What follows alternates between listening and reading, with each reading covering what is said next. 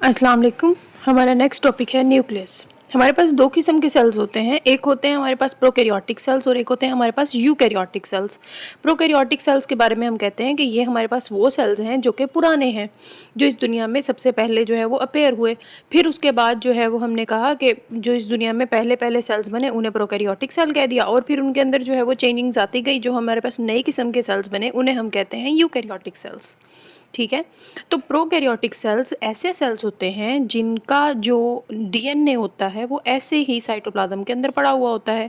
लेकिन यूकैरियोट्स ऐसे सेल्स हैं जिनके सेल के अंदर एक खास किस्म का न्यूक्लियस होता है। न्यूक्लियस के इर्द गिर्द कवरिंग होती है, बॉडी मतलब बहुत ज़्यादा अच्छे तरीके से पैकेजिंग वगैरह हुई हुई होती है। ठीक है।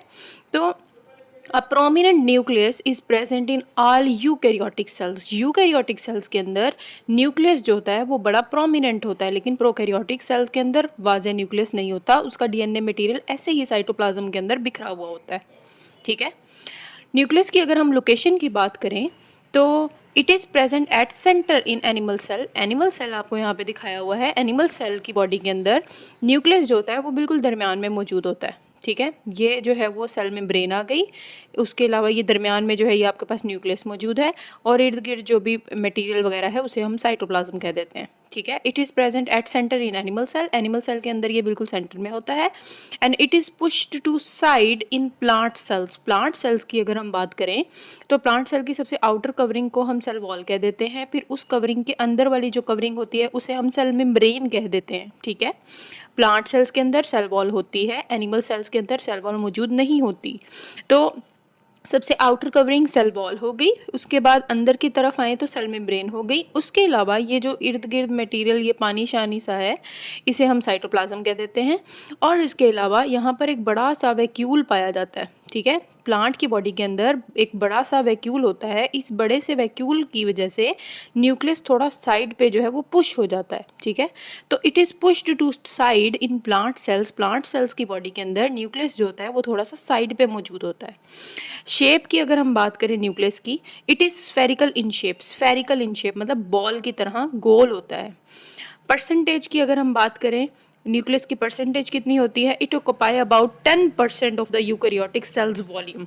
यूकैरियोटिक सेल का अगर हम वॉल्यूम देखें, मतलब यूकैरियोटिक सेल के अगर हम हिस्से करें तो हमारे पास 10% जो है वो कितना जो है वो न्यूक्लियस पाया जाता है इसमें। मतलब अगर हम इस सेल के हिस्से कर दें तो उसमें से अगर हम इस सेल के 100 हिस्से कर दें तो उस 100 हिस्सों में से 10 हिस्से जो होंगे वो किसके होंगे? न्यूक्लियस के होंगे। ठीक है। तो मतलब 10% है यूकैरियोटिक सेल के वॉल्यूम के। फंक्शंस क्या क्या करता है न्यूक्लियस? जैसे कि हमने किसी भी इदारे में जाना होता है, जब हम किसी कॉलेज में जाते हैं तो वहाँ पर एक जो है वो इंफॉर्मेशन ऑफिस होता है, एडमिनिस्ट्रेटिव ऑफिस होता है। हम उधर जाते हैं और उस इदारे के बारे में जो है वो मालूमात हासिल करते हैं कि जी फॉर एग्जांपल फर्स्ट ईयर में अगर आपने एडमिशन करवाना है या सेकेंड ईयर में एडमिशन करवाना है तो क्या जो है वो फ़ी वगैरह का स्ट्रक्चर क्या है, और मतलब डिफरेंट जो है वो जितनी भी इंफॉर्मेशन आपको चाहिए होती है उधर से मिल जाती है। इसी तरह हमारे सेल के अंदर जो न्यूक्लियस है, न्यूक्लियस बेसिकली वो चीज़ है जिसके पास आपकी पूरी बॉडी की इंफॉर्मेशन होती है। ठीक है। तो it serve as information processing, ये इंफॉर्मेशन प्रोसेसिंग के तौर पे भी काम करता है। And administrative centre of the cell, administrative centre के तौर पे भी काम करता है कि सेल की अगर बारे में अगर आपने कोई भी इंफॉर्मेशन लेनी है तो भी न्यूक्लियस काम करेगा, और अगर आपने जो है वो सेल में कोई भी काम करवाना है या फिर सेल के अंदर कोई भी चीज़ देखनी है तो उसके लिए भी एडमिनिस्ट्रेटिव सेंटर के तौर पर भी न्यूक्लियस ही काम करता है। उसके अलावा न्यूक्लियस दो मेजर फंक्शंस भी परफॉर्म कर रहा है। It perform two major functions, दो मेजर फंक्शंस भी अदा करता है न्यूक्लियस। इसका पहला जो मेजर फंक्शन है, it stores the cell's hereditary material, that is DNA. Hereditary material क्या होता है? ये एक ऐसा मटेरियल होता है, नॉर्मली हम जो है वो कहीं जाते हैं तो कोई हमें कह देता है कि आप अपनी मामा जैसी हैं, या आप अपनी आपकी नोज़ जो है वो आपके बाबा पे गई है, इस तरह। तो मतलब हमारी बॉडी के अंदर एक डीएनए है जिसे हम हेरिडिटरी मटेरियल कहते हैं, जो कि हमें हमारे पेरेंट्स से मिला है। तो वो जो हमारा हेरिडिटरी मटेरियल है वो बेसिकली कहाँ पे मौजूद होता है? वो हमारे सेल के न्यूक्लियस के अंदर मौजूद होता है। तो न्यूक्लियस का जो मेन फंक्शन है, तो न्यूक्लियस क्या करता है? सेल के हेरिडिटरी मटेरियल को स्टोर करता है, अपने पास संभाल के रखता है। उसके अलावा it coordinates the cell's activities, cell की बाकी एक्टिविटीज़ कि सेल ने कब ग्रोथ करनी है, सेल ने कब डिवीजन करनी है, सेल ने कब प्रोटीन्स बनानी है, ठीक है। इस सब को भी जो है वो कंट्रोल कौन करता है, न्यूक्लियस करता है, ठीक है। तो पहला इसका मेजर फंक्शन क्या है, it stores the cell's hereditary material, cell का जो हेरिडिटरी मटेरियल जिसे हम डीएनए कह रहे हैं उसे न्यूक्लियस अपने पास स्टोर करके रखता है। एंड इट कोऑर्डिनेट्स, उसके अलावा ये बाकी बहुत सारी एक्टिविटीज़ भी सेल्स की करवाता है, जैसे कि ग्रोथ हो गया, प्रोटीन की सिंथेसिस हो गया, उसके अलावा सेल डिवीजन हो गया, ठीक है। फिर उसके बाद हमारे पास है न्यूक्लियोप्लाज्म। बेसिकली न्यूक्लियोप्लाज्म होता क्या है, जिस तरह हम सेल के बारे में बात करते हैं कि सेल, सेल मेम्ब्रेन, दरमियान में न्यूक्लियस और यहाँ पर जो पानी पड़ा हुआ है उसे हम कहते हैं कि यह है साइटोप्लाज्म। इसी तरह न्यूक्लियस के अंदर भी एक खास किस्म का पानी मौजूद होता है, उस पानी को न्यूक्लियस में मौजूद है तो हम उसको क्या कहते हैं कि ये क्या है, ये है न्यूक्लियोप्लाज्म, ठीक है। सेल के अंदर मौजूद होता तो हम उसको क्या कह देते थे, हम कहते थे कि ये है जी साइटोप्लाज्म। लेकिन अगर न्यूक्लियस के अंदर मौजूद है तो हम उसको क्या कह देंगे कि ये क्या है, ये है nucleoplasm. The semi liquid fluid matrix, एक सेमी फ्लूइड सा, एक पानी सा, एक मैट्रिक्स सा found inside the nucleus, nucleus के अंदर पानी सा पाया जाता है, एक चीज़ सी पाई जाती है, उसे हम क्या कह देते हैं, न्यूक्लियोप्लाज्म कह देते हैं, ठीक है। Nuclear material is present in nucleoplasm. Basically nuclear material जो है वो कहाँ पर होता है, वो न्यूक्लियोप्लाज्म में। इस डायग्राम से पहले हम समझने की कोशिश करते हैं कि ये हमारे पास एक एनिमल सेल है, ये एनिमल सेल की जो है वो सेल मेम्ब्रेन हो गई, ये हिस्सा जो है ये साइटोप्लाज्म है, ये जो है ये क्या है, ये है न्यूक्लियस, ठीक है। तो हमने इस न्यूक्लियस को बड़ा करके बना लिया, ठीक है, इसको खोल के देखा कि चीज़ में क्या क्या चीज़ें हैं।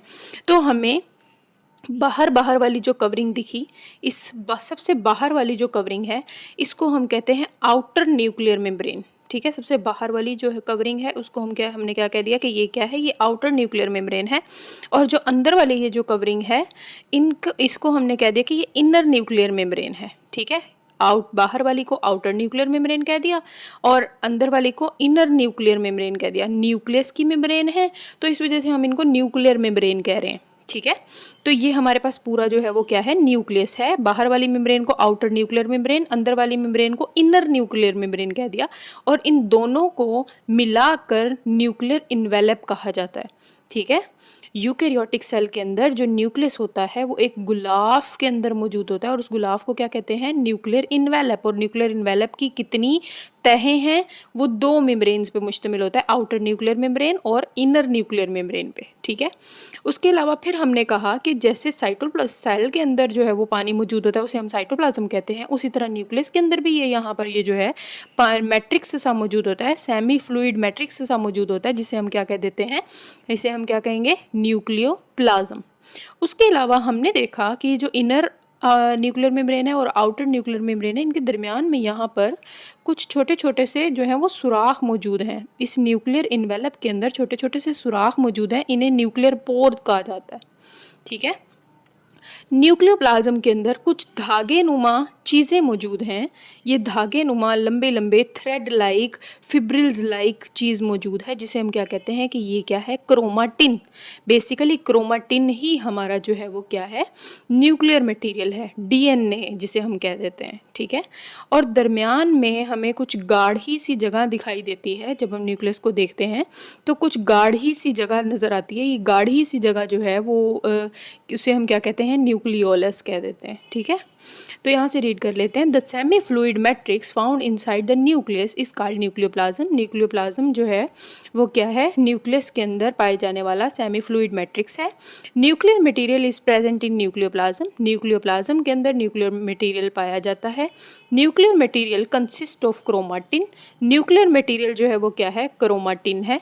And chromatin organize to form chromosome during cell division, और क्रोमाटिन ही हैं जो कि अपने आप को अरेंज करते हैं और क्या बनाते हैं, क्रोमोसोम बनाते हैं। नॉर्मली आपकी बॉडी के अंदर, आपके सेल्स के अंदर क्रोमाटिन धागे की शक्ल में होता है, लेकिन जब एक सेल ने दो सेल में डिवाइड होना होता है तो ये क्रोमाटिन कंडेंस हो जाता है, ऐसे सिकुड़ जाता है और इस शक्ल में आ जाता है। तो हम इस क्रोमाटिन को जो है वो क्या कह देते हैं कि ये क्या बन गया, ये क्रोमोसोम बन गया, ठीक है।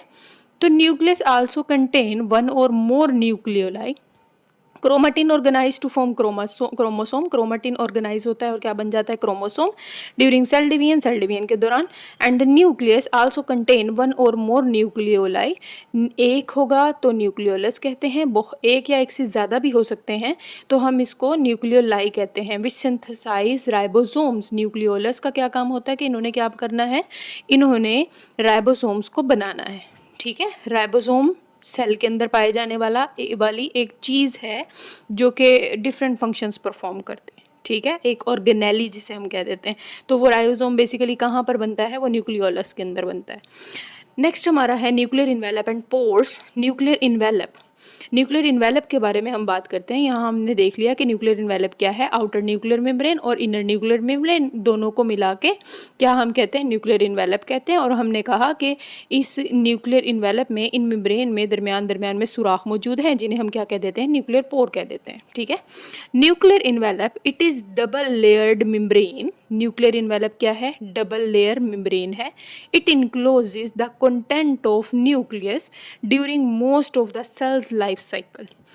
न्यूक्लियर इन्वेलप का क्या काम है, न्यूक्लियर इन्वेलप ने न्यूक्लियस के मटेरियल को एक जगह इकट्ठा करके रखना है। सोचें अगर न्यूक्लियर इन्वेलप ना होता तो ये भी क्रोमेटिन तो ऐसे ही पड़ा हुआ होता साइटोप्लाज्म के अंदर। ठीक है, तो इस वजह से न्यूक्लियर इन्वेलप क्या करता है, ये जो है वो सेल की लाइफ साइकिल के दौरान सेल के जो न्यूक्लियस का मटेरियल है उसको इकट्ठा करके रखता है। ठीक है, जैसे सेल मेम्ब्रेन के बारे में हमने कहा था कि सेल मेम्ब्रेन क्या करती है, सेल की सारी चीज़ों को हटा करके रखती है। जैसे हमारे घर की बाउंड्री, हमारे घर का जो है वो हमारे घर की दीवारें जो है हमारे घर की बाउंड्री बनाती हैं, उसके अंदर हमारा सामान पड़ा होता है। इसी तरह न्यूक्लियस का मटेरियल भी अंदर रखने के लिए न्यूक्लियर इन्वेलप बना दिया जाता है। ड्यूरिंग सेल डिवीजन के दौरान, जब सेल डिवीजन होनी होती है, मतलब एक सेल से 2 सेल बनने हैं, फिर 2 सेल से 4 सेल बनने हैं। ठीक है, nuclear envelope disintegrates. Nuclear envelope टूट जाता है जब एक सेल से दो सेल्स बनने होते हैं, तो ये न्यूक्लियर इन्वेलप टूट जाता है। और टूटने के बाद क्रोमोसोम क्या हो जाते हैं, कंडेंस हो जाते हैं, मतलब सिकुड़ जाते हैं। और सिकुड़ने के बाद क्रोमेटिन की शक्ल जो है वो ऐसी हो जाती है। ये जो धागे नुमा चीज़ है क्रोमेटिन है, ये धागे नुमा शक्ल जो है वो चेंज हो जाती है इस तरह की शक्ल में, जिसे हम नाम चेंज कर देते हैं। फिर हम इस क्रोमेटिन को क्रोमोसोम कहना शुरू कर देते हैं। तो वो यही कह रहा है कि ड्यूरिंग सेल डिवीजन जब होनी होती है, nuclear envelope disintegrates, nuclear envelope टूट जाता है, रप्चर हो जाता है and reforms in the daughter cell.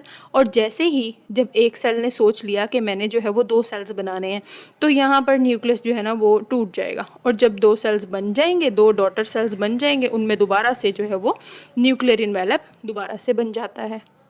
उसके बाद हमारा है पेरी न्यूक्लियर स्पेस। ये जी पेरी न्यूक्लियर स्पेस बेसिकली होता क्या है, हमने कहा कि न्यूक्लियर इन्वेलप की 2 लेयर्स होती हैं। ठीक है, आउटर न्यूक्लियर मेम्ब्रेन और फिर उसके बाद inner nuclear membrane.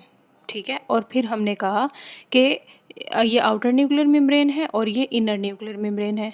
Outer nuclear membrane और ये अंदर वाली जो है इसे हम क्या कह देते हैं, इनर न्यूक्लियर मेम्ब्रेन। इन दोनों मेम्ब्रेन्स के दरमियान में यहाँ पर ये जो स्पेसिस होती हैं, ये वाली ये जो यहाँ पर ये जो है वो स्पेस सी प्रेजेंट होती है, इस स्पेस को बेसिकली हम कहते हैं पेरी न्यूक्लियर स्पेस। ठीक है, इस स्पेस को बेसिकली कहा जाता है कि ये क्या है, ये है पेरी न्यूक्लियर स्पेस।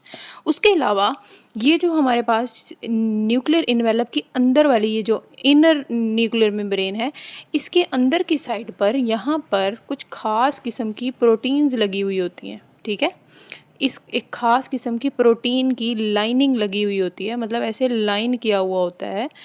तो इस लाइन को, ये जो प्रोटीन की लाइनिंग है, इसे कहते हैं न्यूक्लियर लेमिना। ठीक है, न्यूक्लियर लेमिना इसको कह देते हैं। और फिर हमने कहा कि न्यूक्लियस है, तो न्यूक्लियस के अंदर क्या होता है, क्रोमेटिन होता है। क्रोमेटिन एक जगह पर इकट्ठा ना हो जाए, तो इस वजह से ये जो न्यूक्लियर लेमिना है ये क्रोमेटिन को सपोर्ट प्रोवाइड करता है, ताकि क्रोमेटिन एक दूसरे से थोड़ा दूर दूर जो है वो ईजीली जो है वो न्यूक्लियस के अंदर रह सके। ठीक है, तो the space, perinuclear space, the space between double layers of nuclear envelope. Nuclear envelope की दोनों लेयर्स के दरमियान में जो स्पेस मौजूद होती है उसे हम क्या कहते हैं, is called perinuclear space. उसे पेरी न्यूक्लियर स्पेस कह देते हैं। It is connected with rough endoplasmic reticulum. ये आपने बात याद करनी है कि रफ एंडोप्लाज्मिक रेटिकुलम के साथ जो है वो ये जुड़ी होती है। ठीक है। रफ एंडोप्लाज्मिक रेटिकुलम क्या है, एंडोप्लाज्मिक रेटिकुलम बेसिकली क्या है, नेक्स्ट हम टॉपिक जो है वो ये डिस्कस करेंगे, वहाँ पे आपको सब कुछ क्लियर हो जाएगा, ठीक है।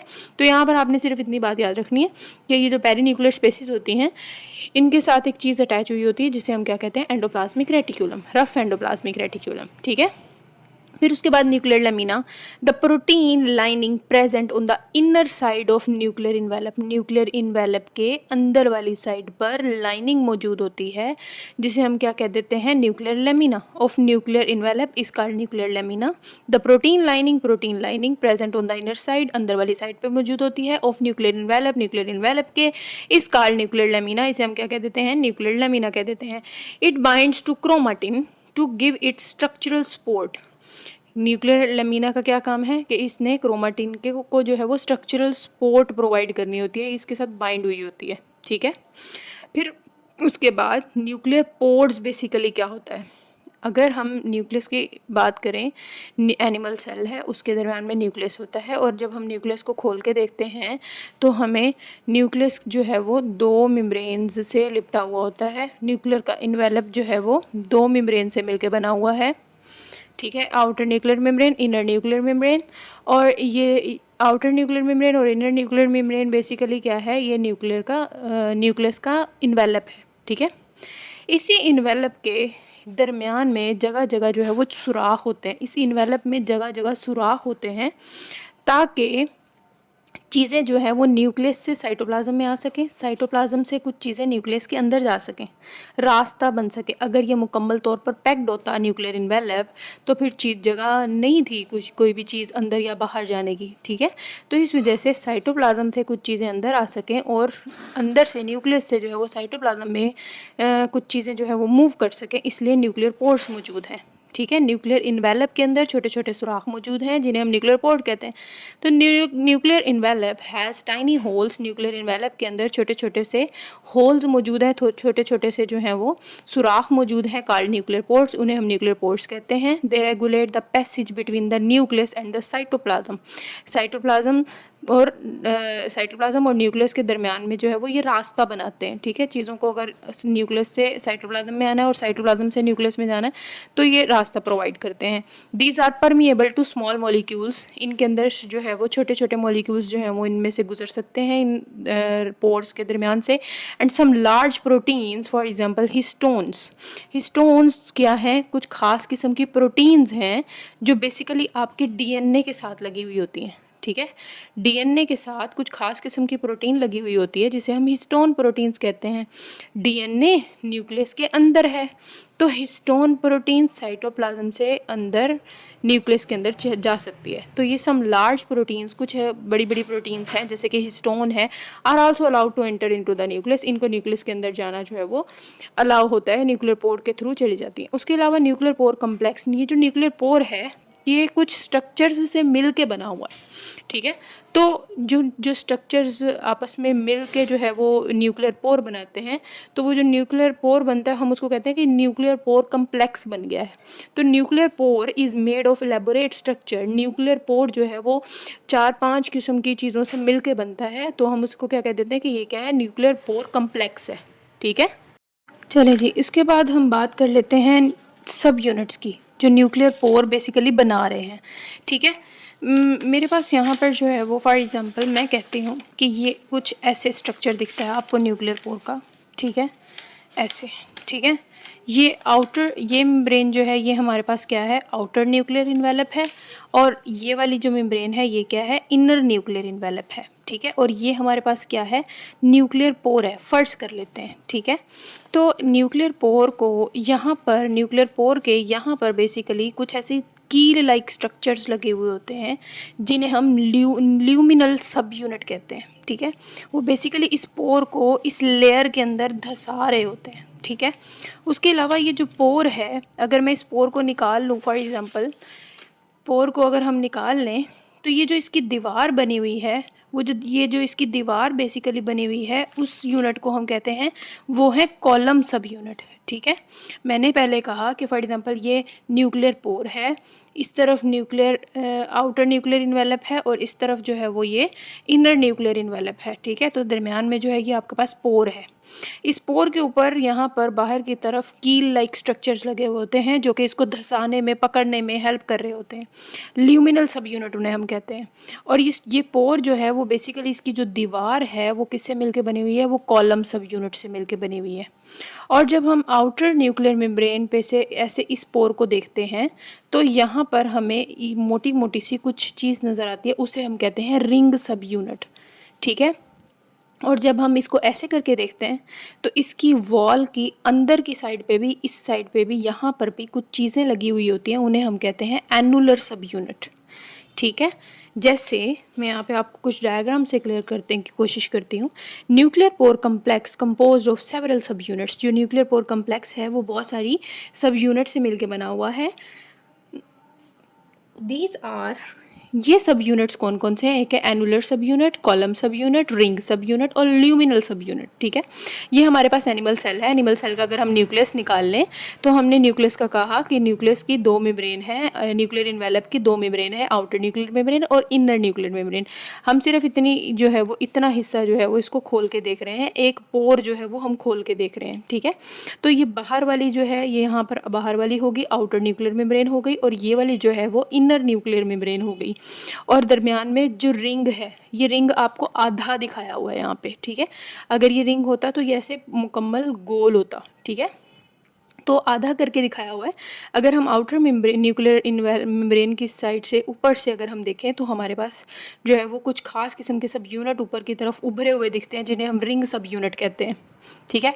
और न्यूक्लियर पोर की जो दीवार बनाने वाले लंबे लंबे सब यूनिट हैं उसे हम क्या कह रहे थे? कॉलम सब यूनिट। और उनकी बाहर की साइड पे कील लाइक मटेरियल जिसे हम ल्यूमिनल सब यूनिट कहते हैं। और जब हम पोर को अंदर वाली साइड से देखते हैं तो अंदर वाली साइड पे जो हमें यूनिट्स नज़र आते हैं उन्हें हम एनुलर सब यूनिट्स कहते हैं। ठीक है। न्यूक्लियर इन्वेलप की अंदर वाली जो इनर न्यूक्लियर मेम्ब्रेन है उधर से कुछ फिब्रिल्स भी निकल रही होती हैं और वो इस तरह करके कुछ बास्केट टाइप स्ट्रक्चर बनाती हैं जिसे हम न्यूक्लियर बास्केट कह देते हैं। ठीक है। तो tiny fibrils extend from the complex, complex से जो है वो छोटी छोटी सी फिब्रिल्स निकल रही होती हैं। They make a basket like structure on nuclear side of complex. Nucleus की अंदर वाली साइड पे जो है वो बास्केट लाइक स्ट्रक्चर बना देते हैं। Annular subunit it's surround inside of the pore. Pore का अंदर से जो चीज़, यहाँ पर जो चीज़ आपको नज़र आएगी ये क्या है? ये हमारे पास एनुलर सब यूनिट्स हैं। और ये जो पोर की जो दीवार है वो किससे मिलके बनी हुई है? वो कॉलम सब यूनिट से। It makes the wall of the complex, ये वॉल बनाते हैं। Ring subunit it attaches to the outside of the column subunit. Column subunit की बाहर की साइड पे, यहाँ पर ऊपर की तरफ, मतलब अगर ये ऊपर की तरफ उभरी हुई जो चीज़ें नज़र आती हैं आपको वो रिंग सब यूनिट नज़र आते हैं। फिर उसके बाद luminal subunit it anchor the pore complex into nuclear envelope. यहाँ पर बाहर की तरफ कुछ नुकीली चीज़ें मौजूद होती हैं जो कि पोर को अपनी जगह पर एंकर करने में, अपनी जगह पर पकड़े रखने में जो है वो हेल्प करती हैं। ठीक है। होप सो आपको क्लियर हो गया होगा।